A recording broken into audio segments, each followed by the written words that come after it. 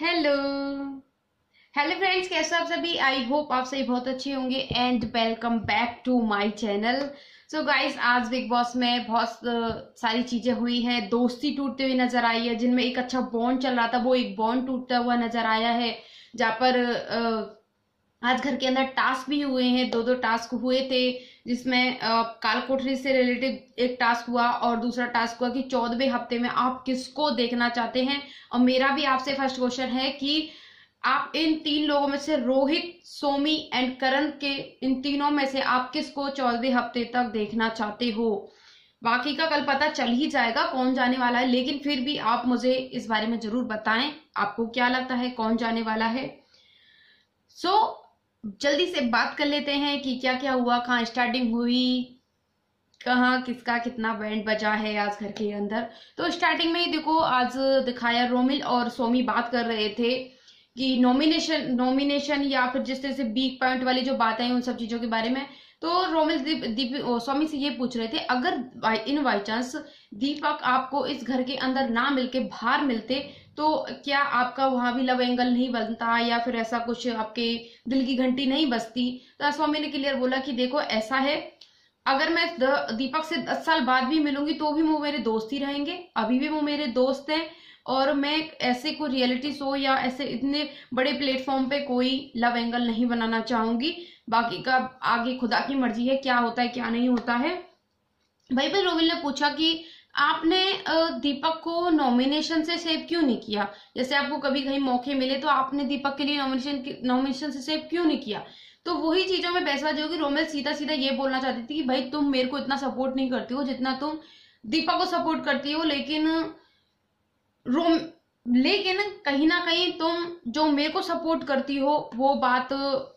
आप दिखाना भी चाहती हो, नहीं भी दिखाना चाहती हो। तो देखो इन बातों में यही चीजें हैं कि रोमिल का कहीं ना कहीं मैंने भी देखा है, कई दिनों से मैं जैसे मैं भी बोलती आ रही हूँ, वो कहीं ना कहीं ओवर कॉन्फिडेंट हो रहे हैं। और वो अपनी दोस्ती में भी जाकर, जैसे को अभी घर के अंदर सिर्फ सोमी है जो उनकी सपोर्टर थी इतने टाइम से, और वहां पे उनसे भी उनकी जब वाइफ आई या वो फैमिली वाला टास्क उसके बाद में भी एक दो दिन रहा उनका सही तरीके से, लेकिन उसके बाद में भी उनका बॉन्ड टूट गया आपस में। और ये बॉन्ड इस तरीके से टूटा है ना, तो एक दूसरे पे ये ब्लेमिंग वाला बॉन्ड हो गया, मतलब एक दूसरे पे ब्लेम लगा रहे हैं कि तू गलत है, मैं तू गलत है। बस वो तू गलत के चक्कर में मे भी शायद ये दोनों ही निकल जाएंगे किसी दिन बिग बॉस के घर से, और ये अपनी ही गेम में उलझ के रह जाएंगे। वहीं पर ही जब स्वामी से ऐसे क्वेश्चन कर रहे थे तो उसी बीच में बाद में लोगों की लड़ाई भी हो गई, जहाँ पे देखो मॉर्निंग में रोमिल सो रहे थे और कुकड़ुकू बजा उनके लिए, और माइक ना पहनने की वजह से भी कुकड़ुकू बजा। लेकिन वो एक्चुअली क्या है, वो कुकड़ुकू रोमिल के लिए नहीं बजा था, वो शायद केवी या फिर रोहित के लिए, किसी में से एक के लिए बजा था। लेकिन ऑब्वियसली रोमिल सबसे वहां बाहर की तरफ सोए हुए थे किचन के जस्ट सामने, तो ऑब्वियसली लोगों ने उन्हीं को ही देखा।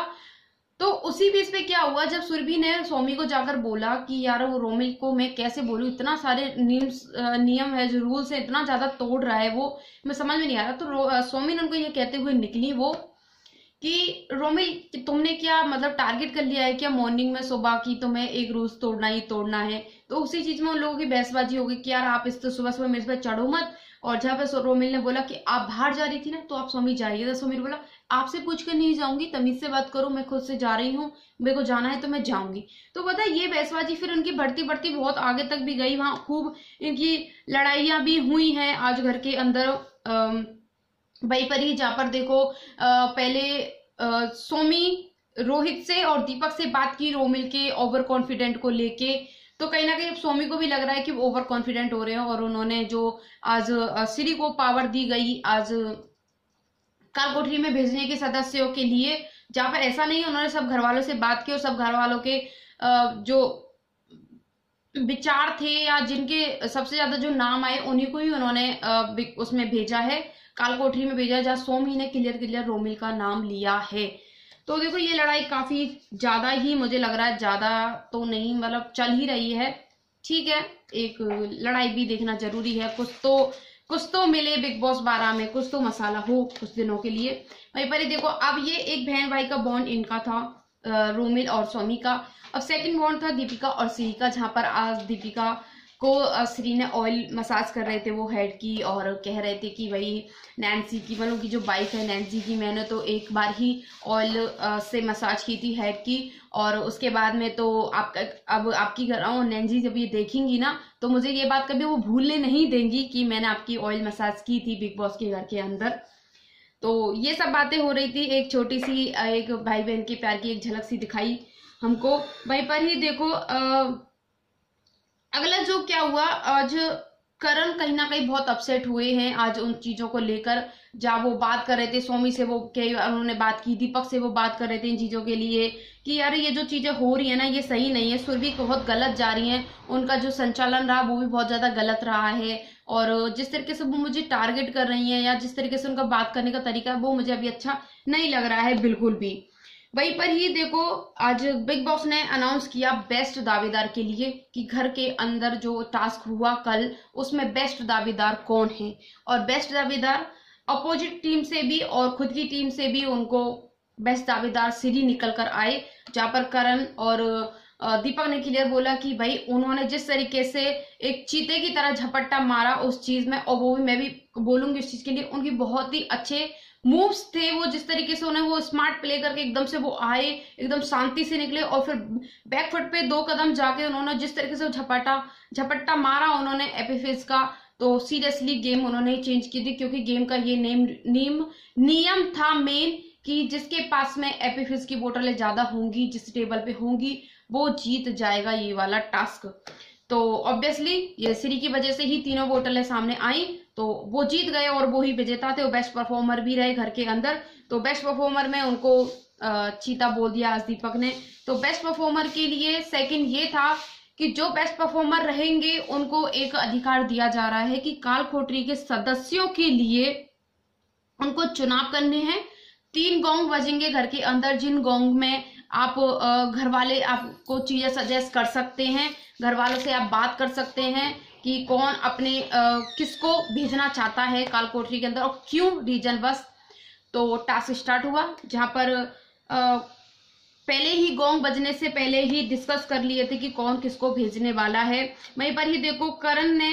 करण ने रोहित को भेजा, क्योंकि वो उन्होंने बोला जिस तरह बहुत बदतमीज है, जिस तरह मुझे कुत्ता बोला और बोला कि हाँ तूने अपनी जात दिखा दी, तो वो सब चीजें सामने आई। तो करण ने अपनी ये बात रखी और रोहित को जेल जाने के लिए नॉमिनेट किया। सोमी ने रोमिल को नॉमिनेट किया बिकॉज वो ओवर कॉन्फिडेंट, जो वाली बात हो रही थी कि वो बहुत ज्यादा ओवर कॉन्फिडेंट हो रहे हैं, उस वजह से उन्होंने रोमिल का नाम लिया। सुरभि ने बात की दीपक की, सुरभि ने दीपक का नाम लिया कि वो बहुत चीजों में गलत हो जाते हैं, जहां पर उन्होंने उनका जो संचालन था उसमें जहां उन्होंने गलत चीजें बोल दी थी बहुत सारी, जहां सुरभि से ही वो अग्रेसिव हो गए थे, फ्रस्ट्रेट हो गए थे बहुत ज्यादा, जो चिल्ला के पड़े कि क्या है हमें नहीं सुनना है कुछ भी।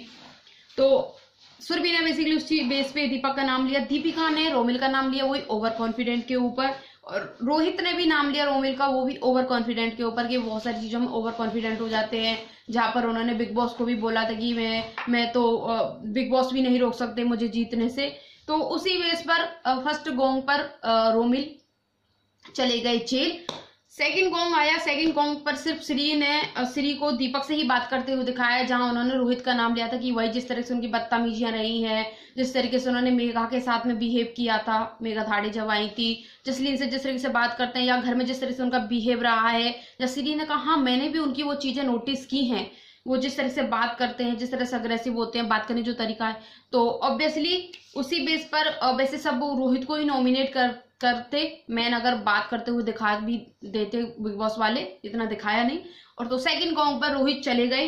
वहीं पर ही देखो थर्ड गोंग पर बात आई, तो थर्ड गोंग पर करण ने बात की श्री से, जहां पर उन्होंने सुरभि का नाम लिया, बिकॉज सुरभि का जिस तरीके से बिहेव चल रहा है या सुरभि जिस तरीके से रिएक्ट करती है चीजों पे, और बहुत सारी करण ने मुद्दे रखे सुरभि से, क्योंकि अभी उनकी बन नहीं रही है। उन्होंने जिस तरीके से उनका जो पिछली कल वाले जो एपिसोड में जिस तरह से लड़ाई झगड़े दिखाए, तो ऑब्वियसली करण भी कहीं ना कहीं एक बदले वाली जैसी चीज लेकर आ रहे हैं, रेवेंज वाली चीज लेकर आ रहे हैं। वो दिखती नहीं है क्योंकि वो कभी करते नहीं है घर के अंदर, तो इतना रेवेंज उनका दिखता नहीं है, लेकिन मुझे कहीं ना कहीं ऐसा लग रहा है कि करण ने जब सुरभि का नाम लिया तो वो एक रेवेंज के तौर पर ही हो सकता है। वहीं पर ही दीपक ने भी नाम सुरभि का ही लिया था, क्योंकि जिस तरह से वो बात कर रही हैं अभी, और एक जैसे उनका एक एटीट्यूड निकल के आ रहा है, जिस तरीके से वो सारी सारी बोलती हैं। और वो जहां पर करण ने एक यही मुद्दा रखा था कि वो एक जैसे संचालक होके वो जिस तरीके से बिहेव कर रही थी, सारी सारी इस तरह से बोल रही थी, खुद नियमों का उल्लंघन कर रही थी। श्री ने भी कहा था हाँ यार मैं भी कई दिनों से सुरभि को नोटिस कर रहा हूँ, उनका बिहेवियर नोटिस कर रहा हूँ। तो ओके ओके, तो वो सुनी। उसके बाद में दीपक ने भी सुरभि का नाम लिया। फिर सुरभि आई, सुरभि को जब पता चला कि करण और दीपक ने मेरा नाम लिया है, तो ऑब्वियसली उन्होंने करण का नाम लिया, क्योंकि जिससे ज्यादा उम्मीद होती है और जिस बंदे से हम ज्यादा डिसअपॉइंट हो जाते हैं तो ऑब्वियसली फिर हम उसी को अपॉइंट करते हैं। एक बगल में चाहे वो हमारा बहुत पुराना दुश्मन भी रहा होगा ना, एक बार के लिए उसको भूल जाएंगे, लेकिन जो आपका न्यूली फ्रेंड है और काफी अच्छी दोस्ती आपकी रही है, उनसे काफी अच्छा बॉन्ड दिखा रहे हैं 2-3 हफ्ते से, और अचानक से जब आपकी लड़ाई होती है तो आप कहीं ना कहीं उसको ना उसकी डिग्निटी को तोड़ने की कोशिश करते हो, उसको खुद को तोड़ने की कोशिश करते हो। तो वही सुरभि ने किया और उन्होंने भी पलट के करण का नाम ले दिया। बस उन्होंने काफी करण को तो घर से 14वें हफ्ते में वो देखना ही नहीं चाहती है, सुरभि ने ऐसे बोला है। इसकी बात को भी मैं क्लियर करूंगी आगे। उसके बाद में देखो बस सुरभि ने वही कहा कि ये सब मुझसे रेवेंज ले रहे हैं, क्योंकि मैंने अपना संचालन बहुत फेयर तरीके से किया है। वो तो ऑब्वियसली कल पता चल जाएगा कितना फेयर उन्होंने संचालन किया। तो उन्हीं सब चीजों को उन्होंने अपने बातें रखी और उन्होंने करण का नाम ले दिया सुरभि ने। वहीं दीपिका ने बात की दीपक की कि जहां उन्होंने कहा कि देखो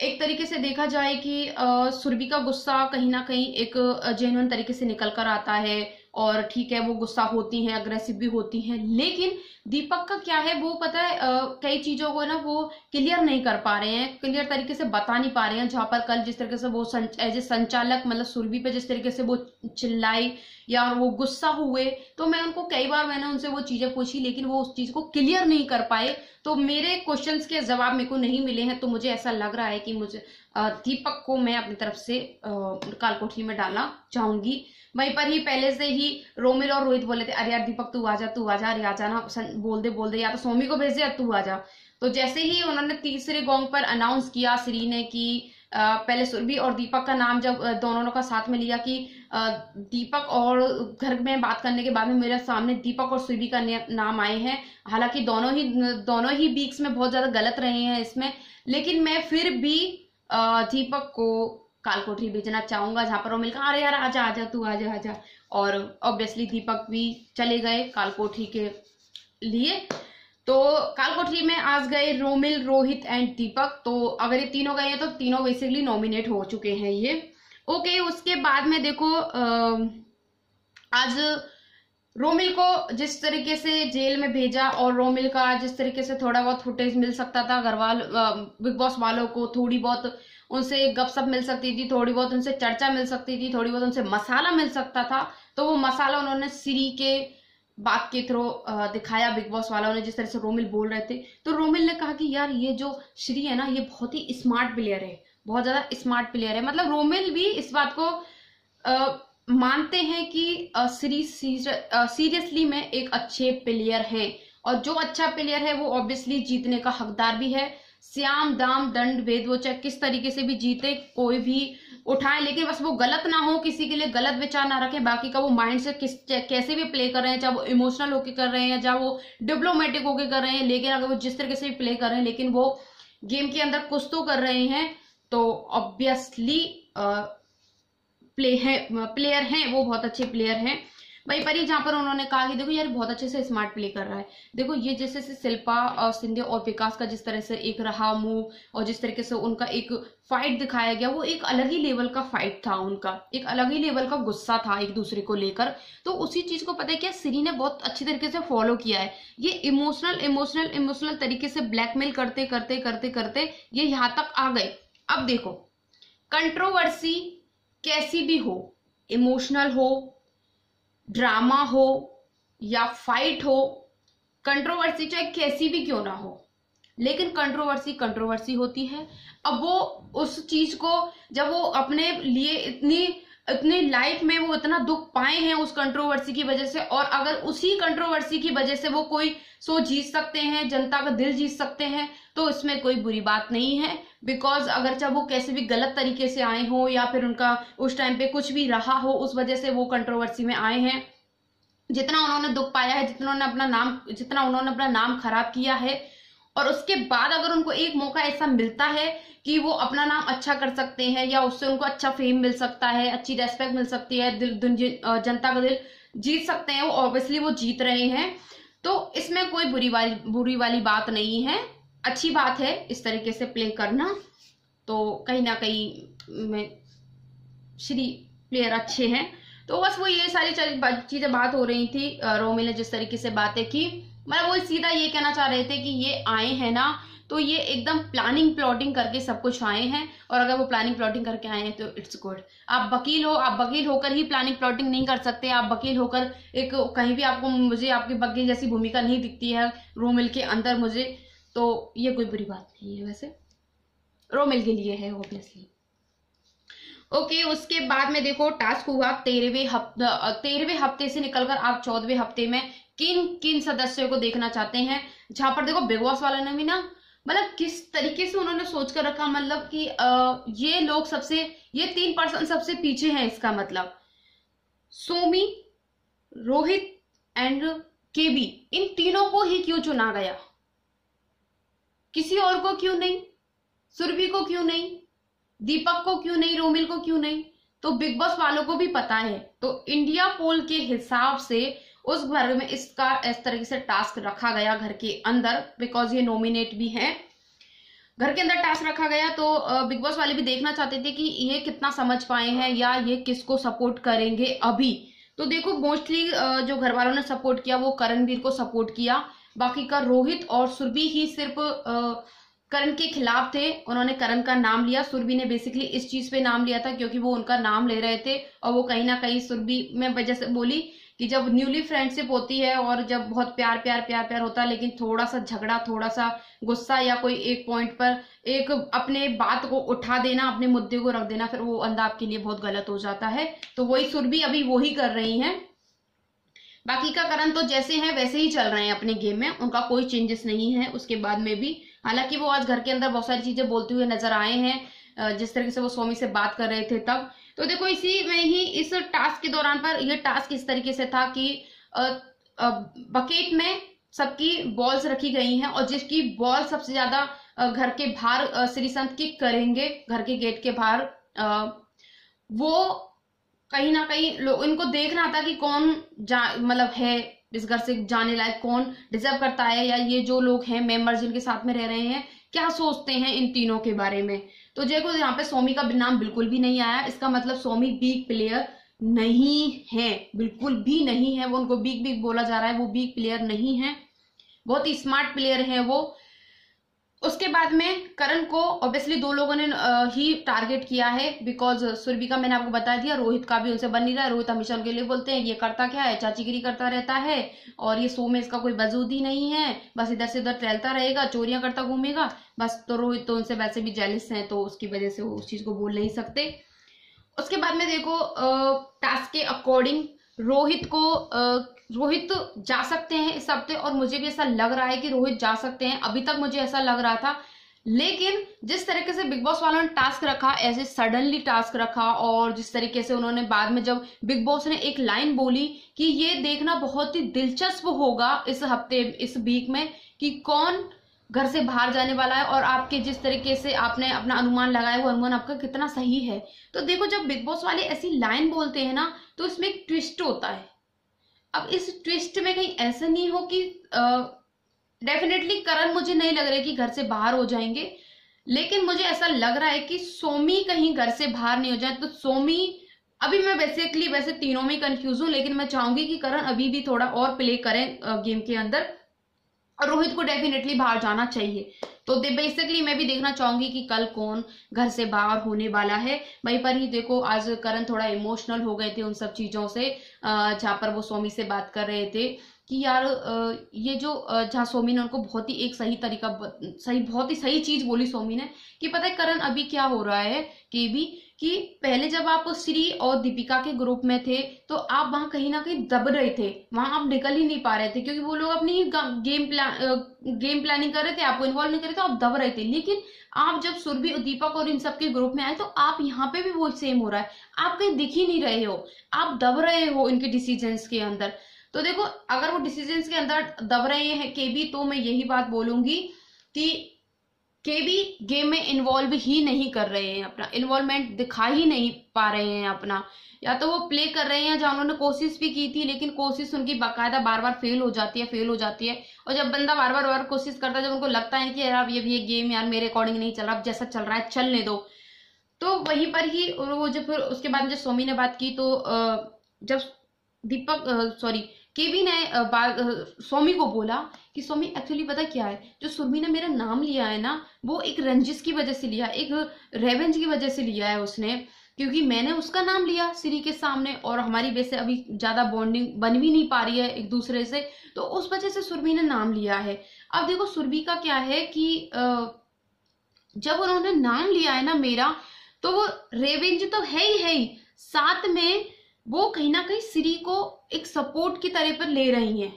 कहीं ना कहीं वो श्री का सपोर्ट भी ले रही हैं अपने, क्योंकि देखो मैं भी कहीं ना कहीं मुझे इस चीज से भी एग्री लग रहा है, जिस तरह से सोहिब बोलकर गए उनको, तो वो कहीं ना कहीं उनको ये बात फील हो रही है सुरभि को कि यार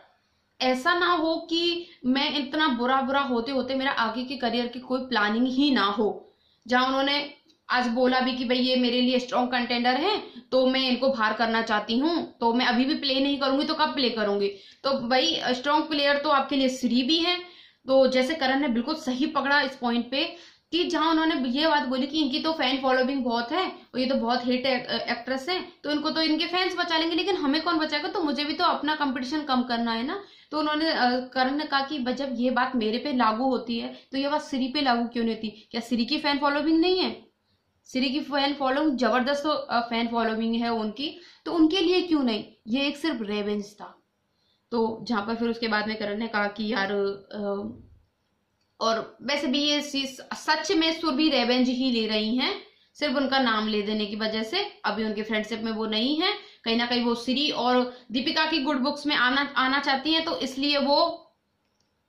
केबी को भी टारगेट कर रही है उन लोगों को दिखाने के लिए। लेकिन कभी भी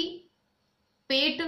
दूसरे इंसान के लिए नहीं झुकता, अपने लोगों के लिए ही झुकता है, अपने बंदे का अपने लोगों के लिए ही झुकेगा। सुरभि चाहे कितना भी कर ले, लेकिन दीपिका और श्री हमेशा केबी के लिए ही झुकेंगे, जहां वो झुके भी। जबकि रोहित ने उनको कितना सपोर्ट किया, लेकिन फिर भी वो केबी के सपोर्ट में थे। आज वो चाहते तो बोल सकते थी, दीपिका और श्री बोल सकते थे कि हम करण को नहीं देखना चाहते 14वें हफ्ते में, लेकिन उन्होंने ऐसा नहीं किया। तो उनके फ्रेंड रह चुके हैं, फ्रेंडशिप इतनी जल्दी खत्म नहीं होती है। तो वही वाली बात हुई और करण ने आज बोला है कि ये 2 हफ्ते ही तो है ना, अब मैं देखना पहले जैसा नहीं दिखूंगा, वैसे वो कई बार बोल चुके हैं पहले जैसे नहीं दिखूंगा, ये 2 हफ्ते मेरे लिए एक दिन 1 महीने के बराबर होगा अभी इस घर के अंदर। तो देखते हैं, शायद वो कुछ धमाका मचाते हैं तो देखेंगे, धमाका मचा दे तो अच्छा है, और इससे पहले बेचारे वो चले नहीं जाए। मैं 14वें हफ्ते में उनको डेफिनेटली देखना चाहूंगी। और कल आए हैं हमारे बिग बॉस के घर में शाहरुख खान, 0 मूवी उनकी आ रही है, ट्रेलर वगैरह सो सब निकल चुके हैं, तो सब मिलेंगे कल किंग खान शाहरुख से। और 2 खान जब एक साथ में मिलते हैं तो बहुत धमाका होता है स्टेज के अंदर, और ये धमाका हम बिल्कुल भी मिस नहीं करेंगे। तो इस सैटरडे देखो आप रोज रात 9 बजे बिग बॉस, और कल रात 9 बजे भी बिग बॉस का वीकेंड का बार इन संडे। और कल काफी पर्सन आने वाले हैं, लेकिन मुझे ऐसा लग रहा है कि शाहरुख शायद संडे को आएंगे, लेकिन फिर भी देखना ना भूलें बिग बॉस 12 और मेरी रिव्यू भी। और अगर आपको रिव्यू अच्छे लग रहे हैं तो लाइक कर दो, शेयर कर दो, कमेंट कर दो, सब्सक्राइब कर दो मेरे चैनल को, और बेल आइकन को प्रेस करना बिल्कुल भी ना भूलें। और एक बात और, जो मेरे व्यूअर्स हैं जो मुझे देख रहे हैं, मुझे लाइक कर रहे हैं, उनके लिए पहले तो बहुत बहुत थैंक यू मैं बोलना चाहती हूँ। सेकंड, मैं यहाँ किसी के लिए पार्सल नहीं हूँ, मुझे जो चीज जहां पर सही लगती है मैं वो सही बोलती हूँ, और जो चीज मुझे गलत लग रही है बिग बॉस के घर में तो मैं वो गलती भी बोलती हूँ। तो आप ऐसे आप फैन हो, बहुत अच्छी बात है, लेकिन उन चीजों को इतना भी दिल से मत लगाओ, क्योंकि ये एक बिग बॉस है और ये अभी 2 हफ्ते बाद खत्म हो जाएगा। तो समझ जाओ, समझदार को इशारा काफी होता है, लेकिन मैं यहाँ किसी के लिए पार्सल नहीं हूँ। तो अभी के लिए bye bye, good night, sweet dream, take care, love you and bye.